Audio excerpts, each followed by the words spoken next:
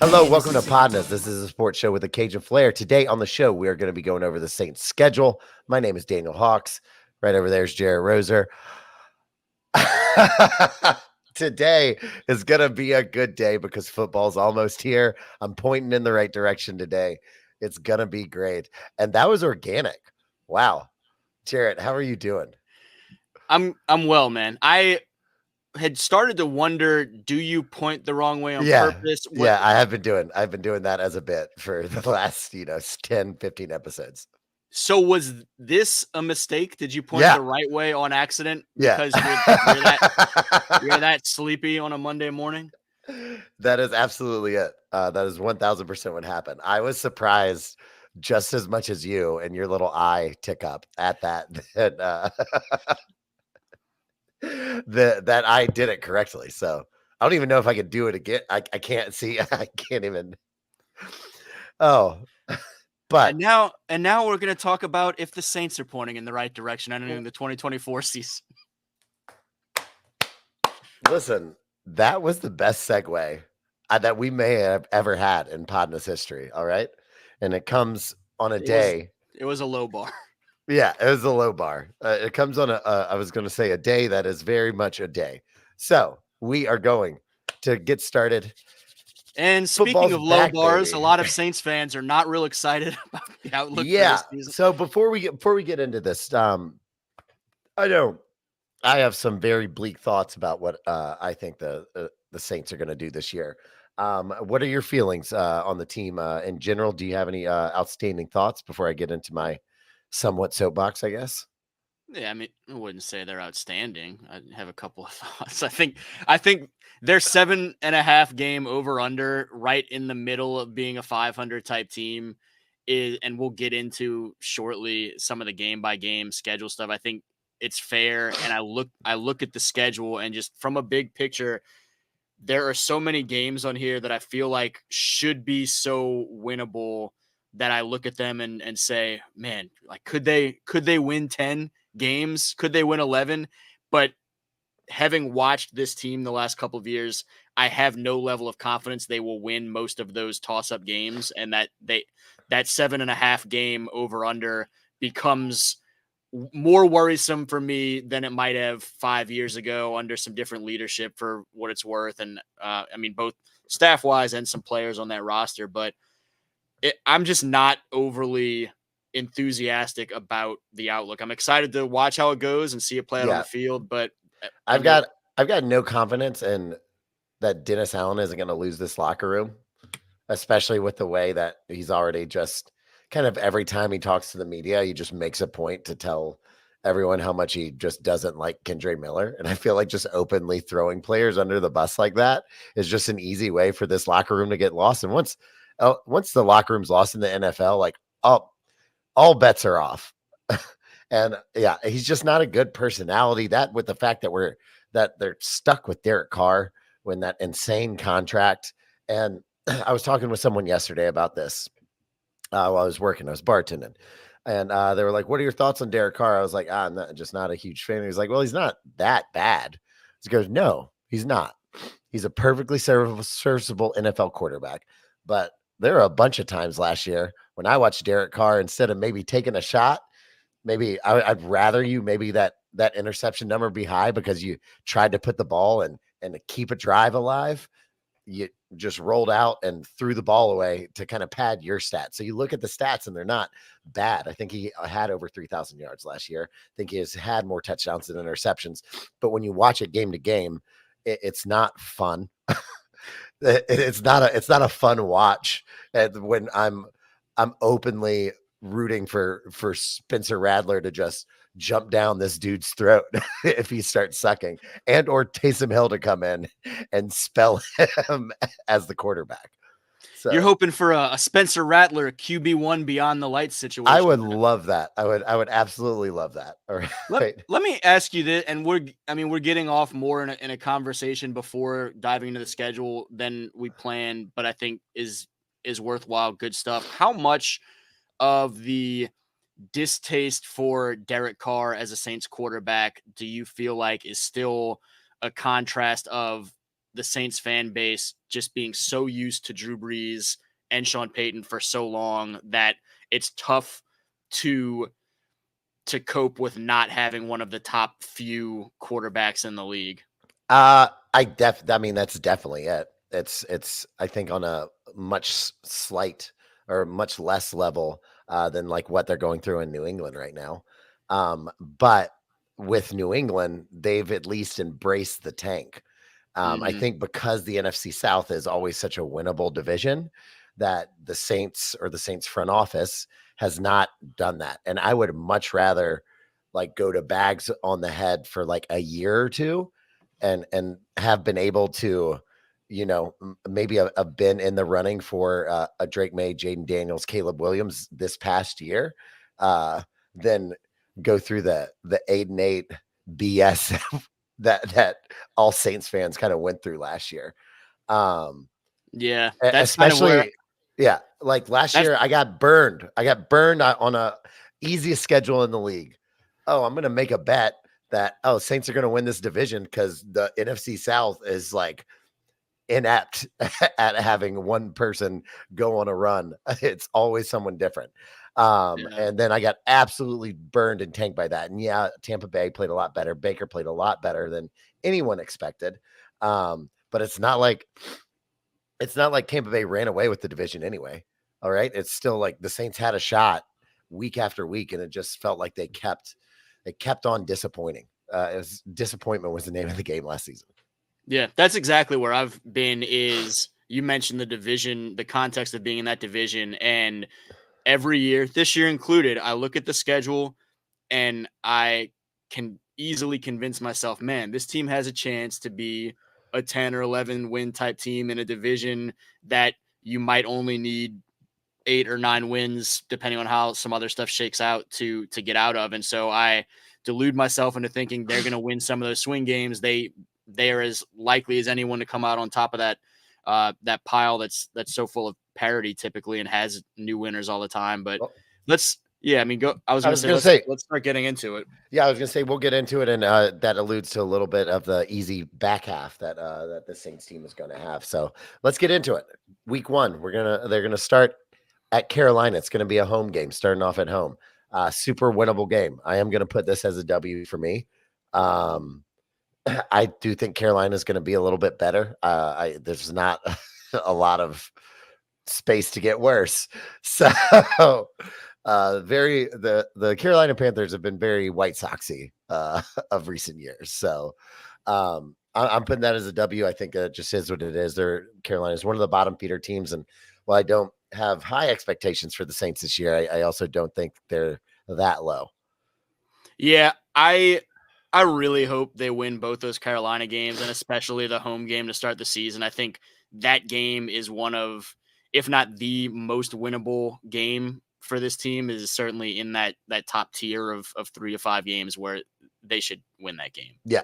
Yeah, for sure. We're gonna keep going a little bit quicker than last time because I know we got a little bit over last time. Dallas. Uh it kind of really depends on what's going to happen with their offense. Is CD Lamb going to still be holding out? This is very early on. I think the Saints maybe could pull out unexpected W in Dallas with the disarray that Dallas team and all those expectations that the Cowboys already have.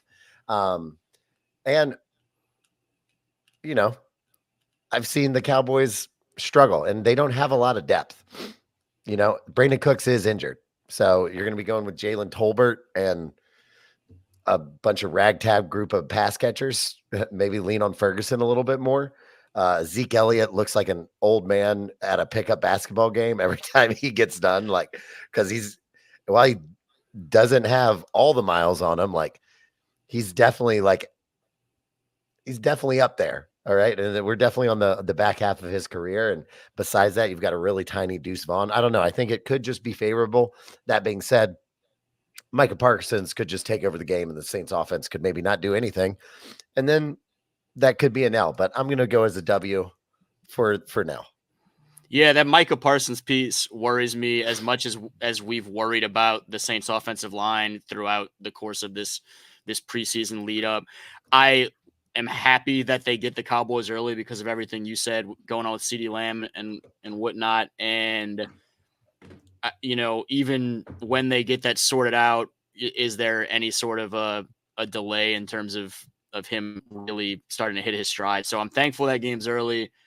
I still put it as a loss. Again, some of these games that can be winnable games, I'm having to veer to the side of a little bit of doubt as opposed to some cautious optimism. Oh, And so I have them at 1-1 after the first two. listen, I don't want you to get it twisted that I have cautious optimism because there's about to be a run of L's. All Oh, right. for sure. For sure. All right. So next we're gonna go to Philly. That is a home game. It is gonna be on September 22nd. I'm gonna go with a loss on that one. Um, I think I I mention this. Someone mentioned last year for the Eagles felt like uh when you go out and then you're still like you wake up drunk the next day and you're like, oh, I'm not hungover. This is great.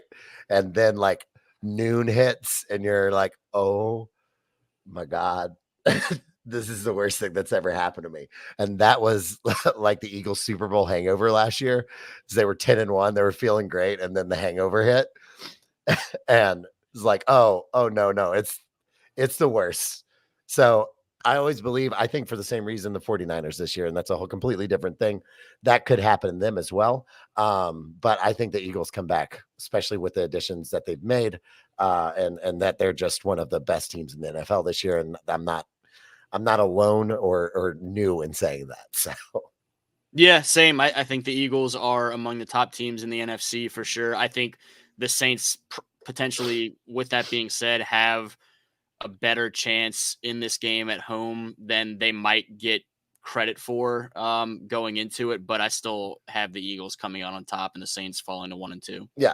And I think one of the biggest things in the NFL too is that it's just the margins. All of these teams are Yeah. so talented. And that's why a lot of these teams end up in that 500 range.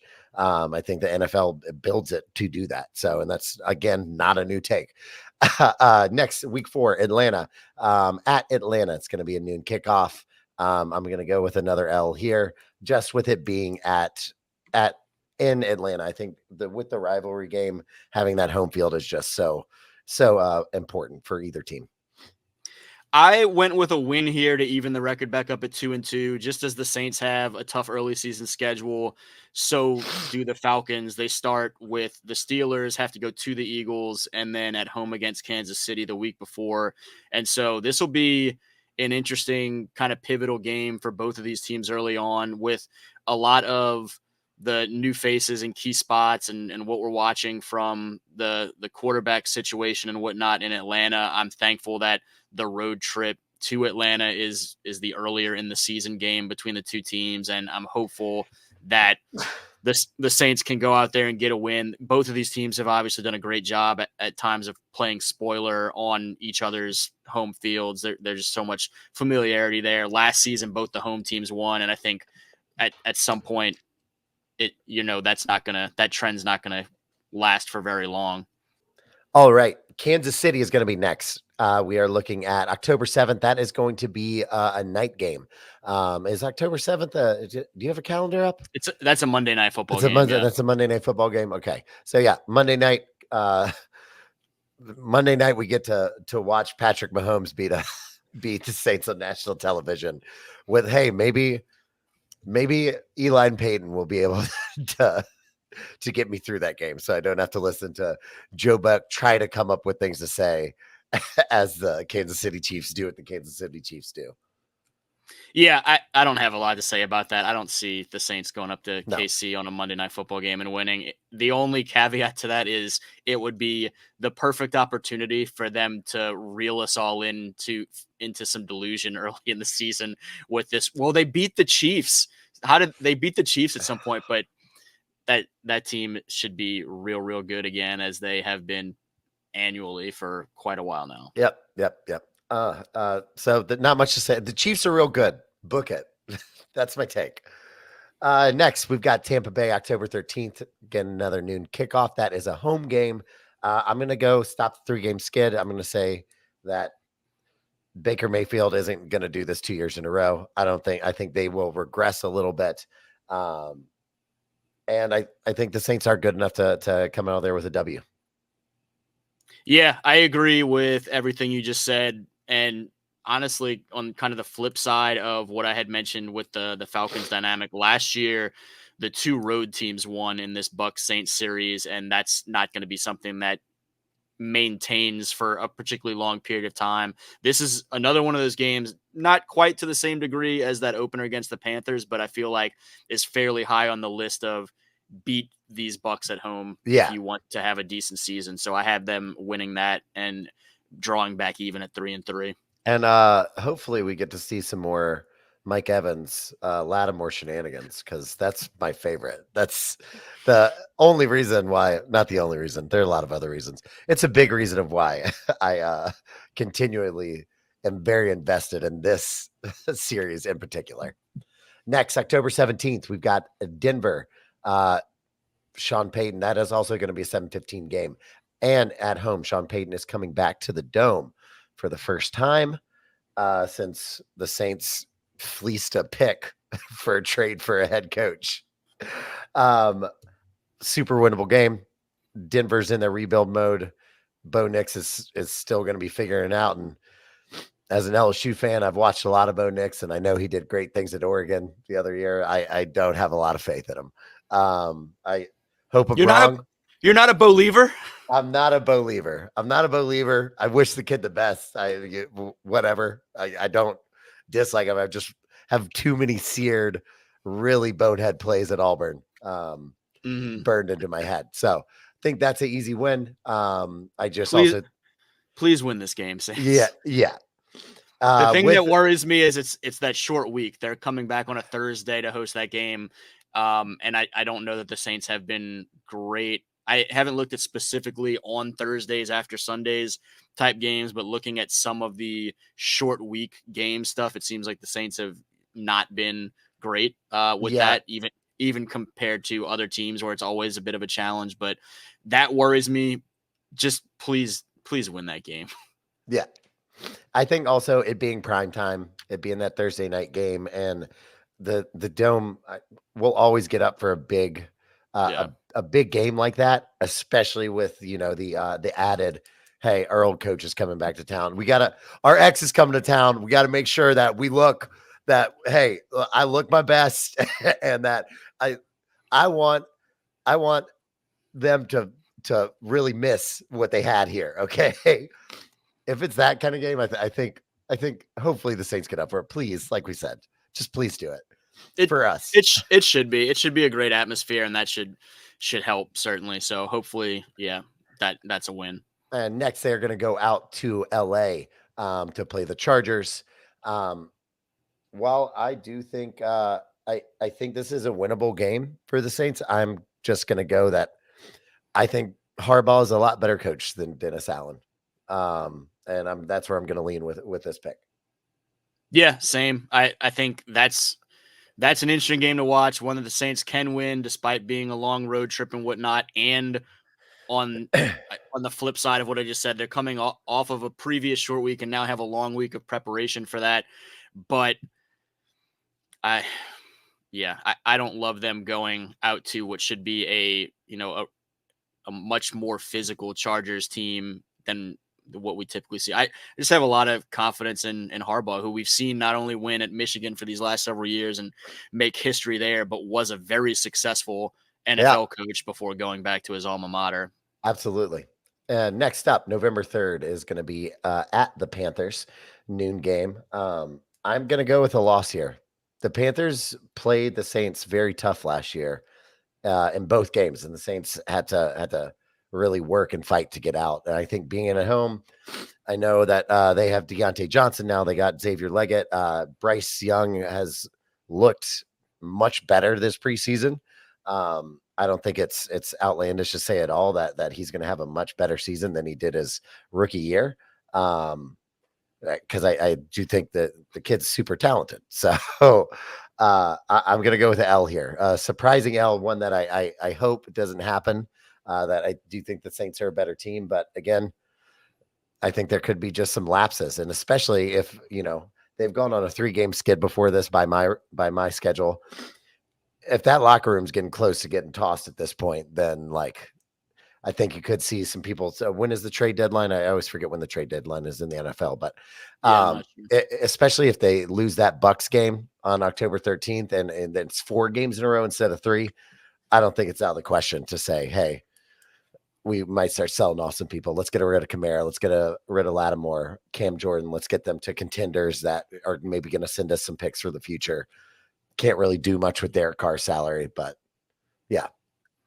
Man, I don't think those guys are going anywhere, but we'll see. I don't know. I also have them winning this game. It is a game that I have a little asterisk next to as a pivotal game that concerns me, despite me having marked as a win.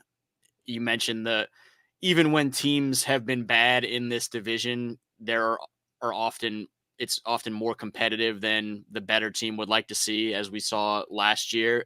I just if this Saints team is going to be good enough to have some enjoyment out of this season, I feel like they need to win the Carolina games, even though this one Yeah. is the road, and that's tough. And you head east for a noon game and whatnot. I took that as a win, and for them to improve to 5-4 on the season on my schedule. All right. All right. Next, we've got Atlanta. Atlanta is going to be a noon kickoff. This is going to be the home. Dirty Birds are coming to New Orleans. I'll let you go first on this one. What are you thinking?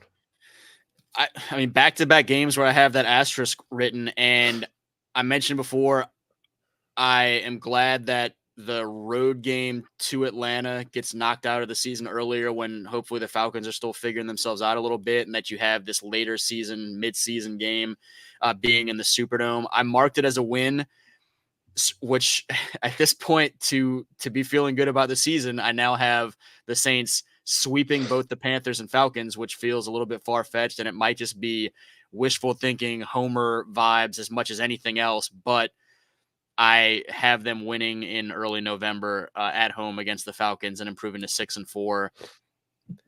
Maybe I'm a little bit too optimistic at this point, but that's where I'm at. Yeah, I'm going with a loss again. So right now we are at 4-6 for me. I like I said, my confidence is not as high as even Jared says. So I'm a next, positive guy, man. I love that for you, man. I love that so much for you. It's the Next, hope we've that got kills you.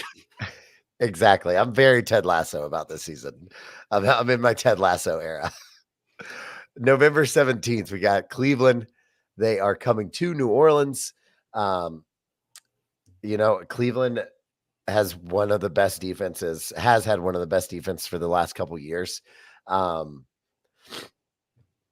Maybe Deshaun Watson doesn't play well, which is a very, possibility. But hey, I like I said, I feel bad even doing this again, but having a 3-game losing streak and then right into a 4, I'm gonna go with one more loss at Cleveland. Yeah, I went a loss at Cleveland. Flip side of what you were saying, I had the Saints winning those 2 divisional games, and so I don't know that I trust this team to be consistent enough to string together 3 or 4 wins during the course of the season. Also, it's not this little note is not like the Browns and Saints play every year, but the Saints have beaten the Browns the last couple of times they've met, and it's been that's over the span of like 6 years or 7 years or whatever it is. And so I don't know that trend continues, particularly with, a theoretically stout Cleveland defense going against a team where you're concerned about things like quarterbacks and offensive line and whatnot down in New Orleans. So Yeah. I had a loss and going into the bye week at 6-5. All right, all right. Next, so like you said, there's that bye week in week 12. December 1st is going to be a home game versus the Los Angeles Rams.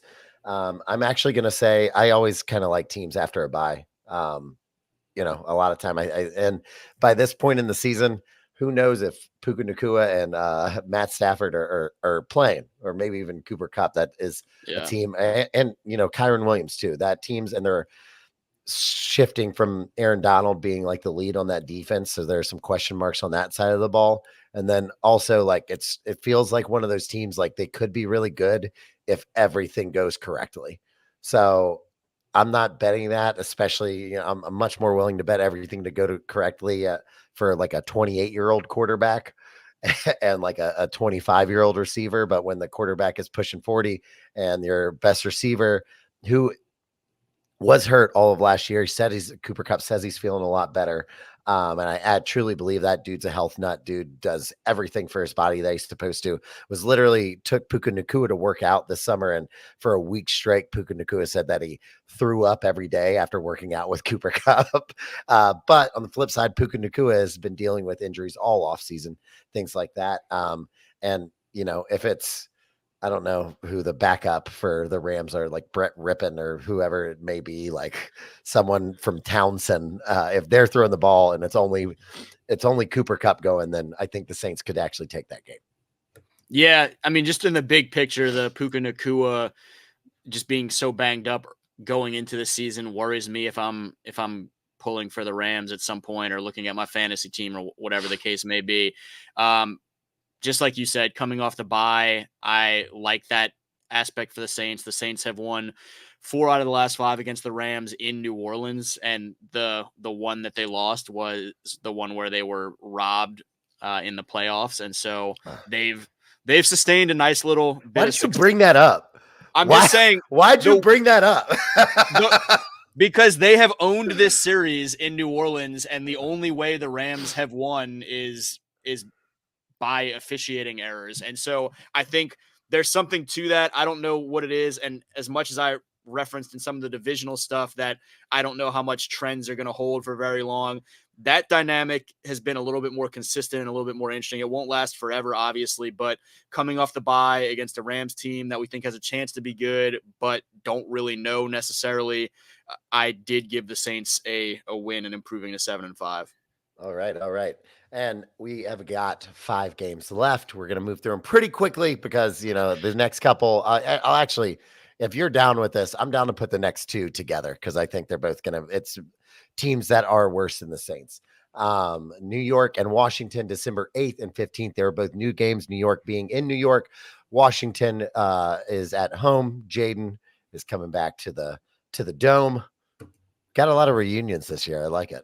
But both those teams I think are going to be struggling to find their new voice with those new rookies that have come in. And in the case of the Giants, I think it'll be possibly the nearing the end or already past the Daniel Jones era. So I'm going to go with a win for both of those. I think you might agree with me there.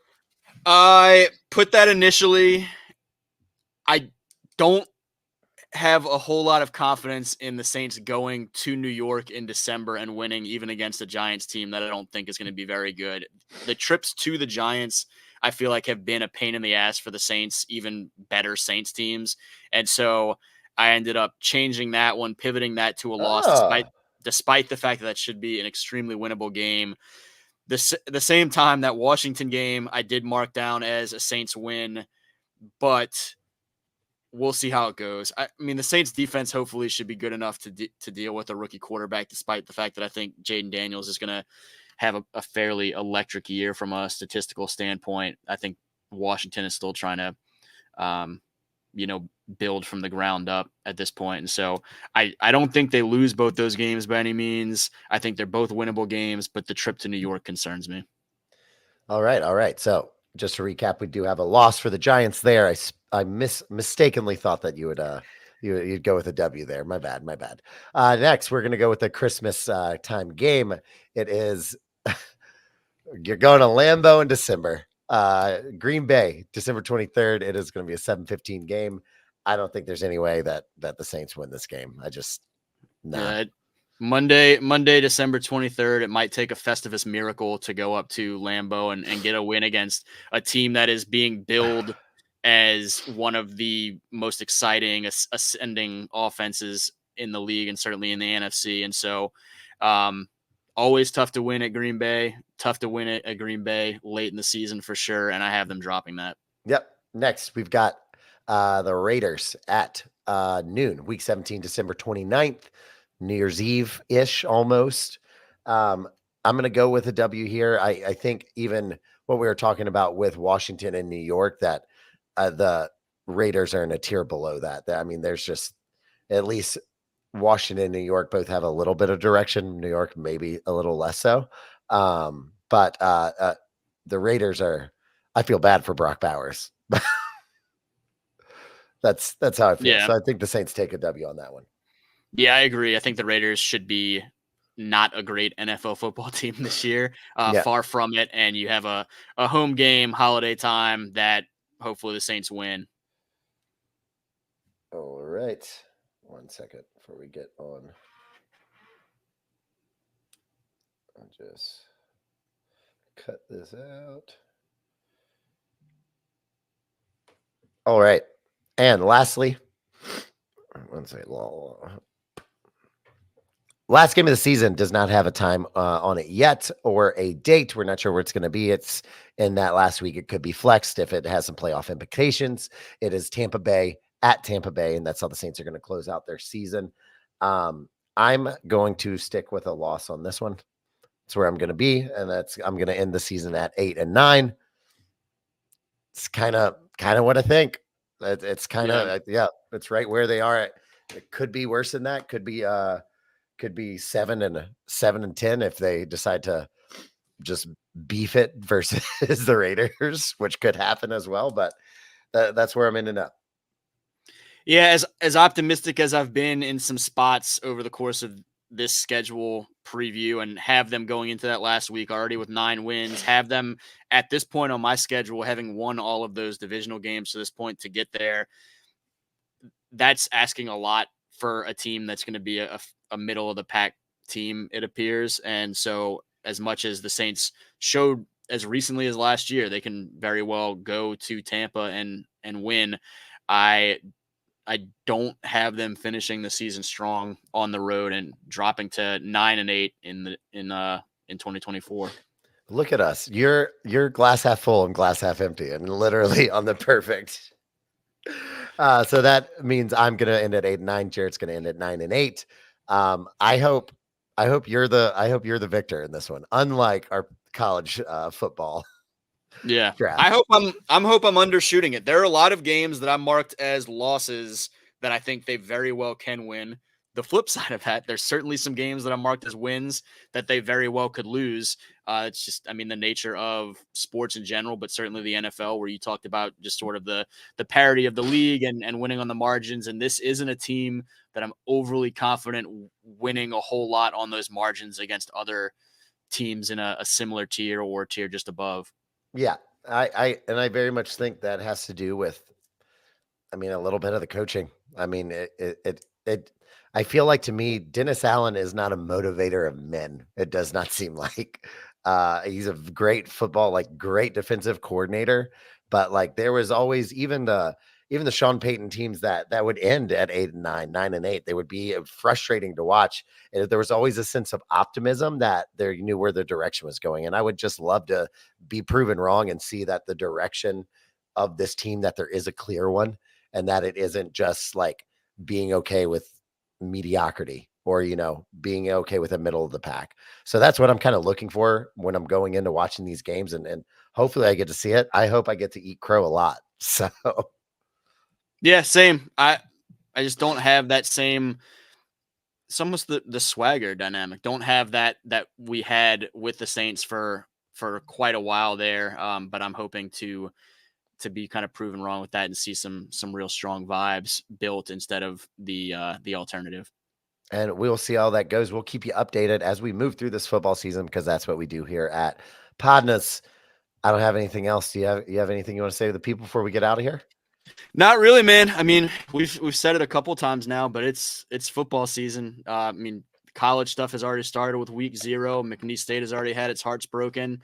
LSU helping kick off with the big week stuff this weekend out in Vegas. If you hadn't already checked out our season preview for LSU, that's going to be one of the links attached to this, so make sure you do so. And all the high school preview content is starting to roll out as well. They start a little bit late, but it is still fast approaching. So yeah, and please check out Louisiana versus All Y'all Feed. Everything that's going on there is great. Love for you to like, comment, share anything that you like. We want to talk to you. We want to hear what you guys think, where we are wrong, where we are right. please let us know. Troll us on the internet. That's what it's there for. Follow us at PODnas_LA on Instagram for some more content coming soon. And that's it. Podnas out.